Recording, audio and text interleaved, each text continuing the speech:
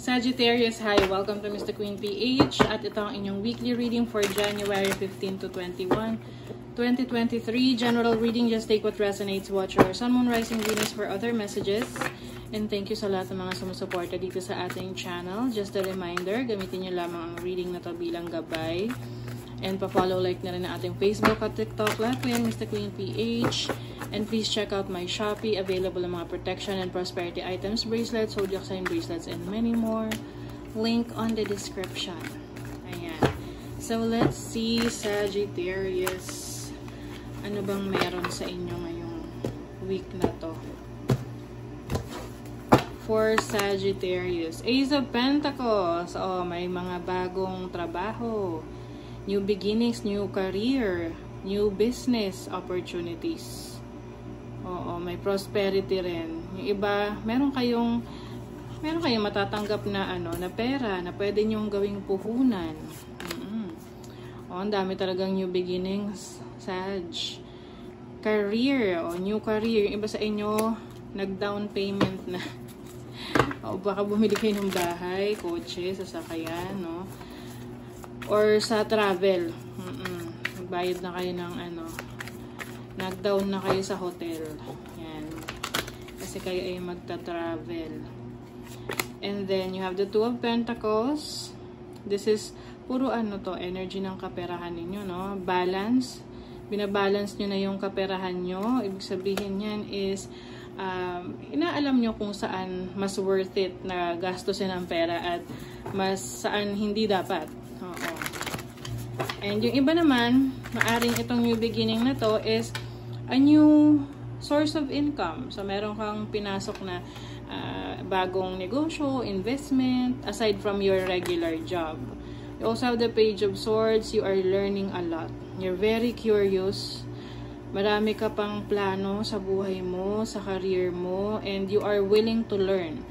Handang-handa kang matuto. Maari ring sa social media, no, nagre-research ka rin, or you are following some, mayroon kang pina-follow na sinusundan na yapak ng isang tao na naging successful, lalo na sa social media. Six of Pentacles, ayan, you're going to receive money. Pwede rin meron kang tutulungan financially sa family mo. Oo. And if ever ikaw yung mangangailangan ng kaperahan, ngayong week na to, meron ding tulong, no? Kasi with the Ace of Pentacles here. You also have the Magician. Yes. Yung iba sa inyo, nag-i-invest kayo sa inyong skills. Sa skill set nyo, yung galing nyo. Yung interest ninyo. Example, no? Nakita kang post sa social media na dyan sa barangay nyo or sa municipality nyo ay open ang courses, free courses sa TESDA. O ayan. And interesado ka sa baking, interesado ka sa welding, or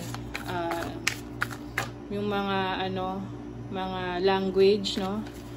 Yan. So aaralin mo yan. You also have the Lover's card. So this is about being committed, no? So ano man tong mga papasukin mong endeavors, projects, trabaho, business, career, or even relationship, you're going to be committed, no? Oo. Kumbaga, alam mo sa sarili mo that these are once in a lifetime opportunities. Yung tipong hindi madalas yan dumating na opportunity sa inyo. And hindi nyo kailangan sayangin. So, you are making the most out of it. Let's see naman sa inyong kaperahan. Money, career, finances, energies. You have the High Priestess. Yes, you have the wisdom that you need. Yung iba sa inyo, spiritually gifted, no? May psychic abilities. Pwedeng yan yung isa sa career ninyo. You may be a tarot reader or spiritual guru, ganyan. Or you are using your instinct, your talents, your psychic abilities to improve your finances, yung career mo. Kaya pagdating sa decision making, on point. Alam na alam mo kung ano makakabuti para sa'yo. So, we also have the Ace of Cups. Definitely new beginnings for you, Sagittarius. Ang dami yung mga alas, aces. Oo, you have the Four of Wands. Yung iba, maaring meron kayong bibilhing bagong properties, pwedeng lilipat ng bahay, or lilipat ng trabaho na mas stable, na kung saan mas magiging masaya kayo doon sa environment ninyo. And you will also be more creative. Meron din ritong celebration, no, sa trabaho. Pwedeng marirecognize yung mga gawa mo, or marirecognize yung creativity mo ng community na kung saan ikaw ay nabibilang.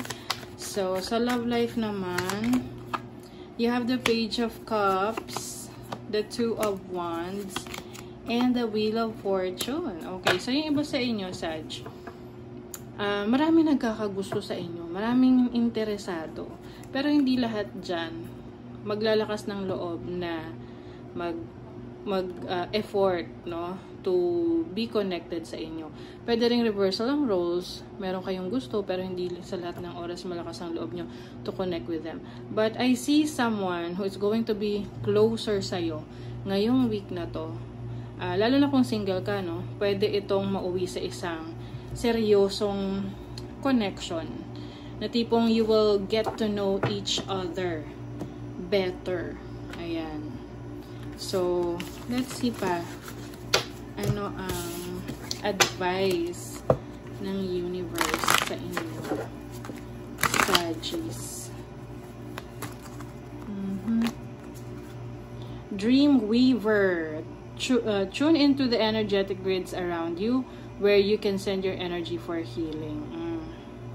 So, you are healing from your past, healing from your mistakes, or mga trauma na pinagdaanan mo in the past. And I think, ano yun eh, parang may pagka-alchemist na i-convert mo, itatransmute mo yung painful situation in your past into something positive na mas productive para sa'yo.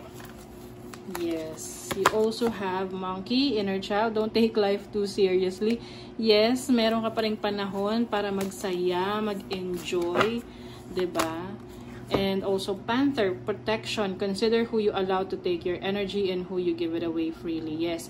So you also have to protect yourself kasi meron at meron dyan ng mga tao na pwedeng inaiinggit, jealous, that might be sending negative energies around you.